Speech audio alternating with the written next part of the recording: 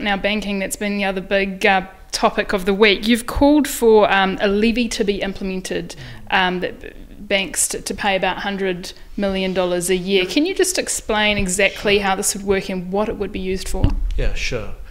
So I look at banking and I see great scope for us to bring some disruptiveness to the banking sector so it's more competitive. I just think it's indefensible that up to $5 billion or perhaps more is exported overseas, largely by the Aussie banks. So they are withdrawing from the provinces. They admit they're withdrawing from the provinces. I think that they're shortchanging the provinces, and I just wonder whether or not it's mid-level managers in the executive class in the banking system that are looking after themselves and shafting the people out on the front line, out in the provinces. It's just an observation of mine. So that levy, would that be 100 million? How did you come to that figure? So the original figure that was passed by our annual general meeting of New Zealand First, I think it was 50 million. And if you look at the size of the banking figure in terms of the levy that the Aussies pay themselves, then 100 million was a fraction of what they pay, or a percentage of what they pay. And look, I just think that it's worthwhile us looking at the fact that they've got an extravagantly privileged position. They've enjoyed an underwrite from the days of Michael Cullen. Yeah, okay. So would the Reserve Bank collect the levy? Yes, so I've submitted that idea to the work program that Minister Fa'afoy is working on. I think it's fair to say that the banking strategists themselves, they know that something like this could be on the cards. I know it's sort of Why do you think they know that it could be on the cards? Because why should they pay it in their own country and not pay it in our country? Sure, fair point. In addition to that, as they withdraw from the provinces, and I want to see banking connectivity continue in the provinces, and I know it makes me sound slightly old-fashioned, but it makes me also very popular in the provinces, and the banks should contribute to, if they don't want to maintain their structures, then why don't they look at either new innovations or using such a levy for that purpose. Now, okay, at this stage it's not Crown policy, but that's why I've been invited to submit all these ideas from my party into a policy working group. Okay, I mean, the issue of the regions is obviously front of mind for you and fits with your portfolio, but if we look at banks more broadly, there's conduct and then there's competitiveness. Yeah. How do you feel about both of those things? Because they are different, and I think that this discussion they are getting this week, they've been getting a little bit muddled, I think. Yeah, that's a fair point.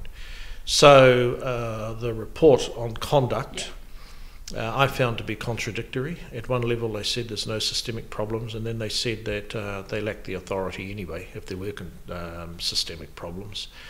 But look, I sort of felt that the report reflected the writ, and maybe it was a sense that they had to be seen to be doing something. I believe the bigger debate about conduct will emerge once the Aussie Royal Commission report is finally out.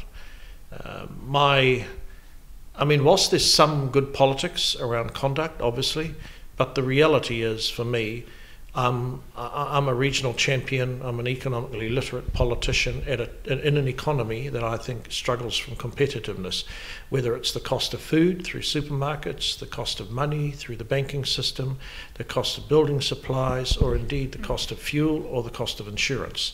So my big agenda, really, as a regional champion, is to challenge me, my colleagues, and the party I belong to look for ways to make our structure more competitive. Okay, so the conduct part first. Do you think that those regulatory gaps should be plugged? And I know that the issue is largely that the FMA doesn't actually have the remit to regulate conduct specifically. It can kind of through a bunch of other things, but do you think that gap needs to be plugged? Well, conduct is culture, and the FMA needs to be absolutely sure that its own culture is not too chummy. Do you think it is? Well, the evidence is that they very rarely ping the big banks. I think if they're not in awe of them, then they probably all came from the same cultural test tube, and that's something that I think that the FMA, before they ask and want additional powers, they've got to look at their own culture to ensure that they've got the strength and the institutional tone and the institutional fibre to actually practice what they preach. That's a big call to make from a government minister, that the regulator, the FMA, might be a bit too chummy with the banks and the institutions that it regulates. Well, that's for them to respond to. But you think that might be the case? Oh, I actually think that the banks are largely self-regulate in New Zealand. So if you're looking for banks to improve their tone, improve their conduct, and I understand we've given them until March to come up with some ideas, I would say that the people responsible for conduct, which I understand to be primarily the FMA, make sure your own house is in order too. What about the Reserve Bank? Well, the Reserve Bank is kind of like it's people with Pharisees, i.e. they're always ticking boxes and crossing T's, and I think they're calcified in their ways, but they're incredibly independent, and I don't see, unfortunately, those ways changing in the short term, and there's a good reason why they should remain independent, but stability, I would have thought, has to work not only for metropolitan New Zealand, for regional New Zealand. So are they chumsy though, the Reserve Bank, with the banks as well? I think they showed that with Westpac. They were willing to ping them over an incorrect model that Westpac had been using for the last 6, 7, 8, 9 years. And I have a great deal of confidence, and quite frankly, for the career of Adrian Orr, I'm an admirer of his career. I did think he was a bit quick out of the starting box in saying there was nothing to see here. But no, if anything, our monetary policy inquiry is working through is the balance right between the monetary policy obligations of the Reserve Bank and the fiscal levers that we have. But I've got no complaints about Adrian Orr. Okay, so look, just overall with banking, you want regional branches to stay open, and this levy might help fix that. What else? What are the specifics that you'd like to see as well to fix some of these issues? There's actually 4 things that we've tossed through.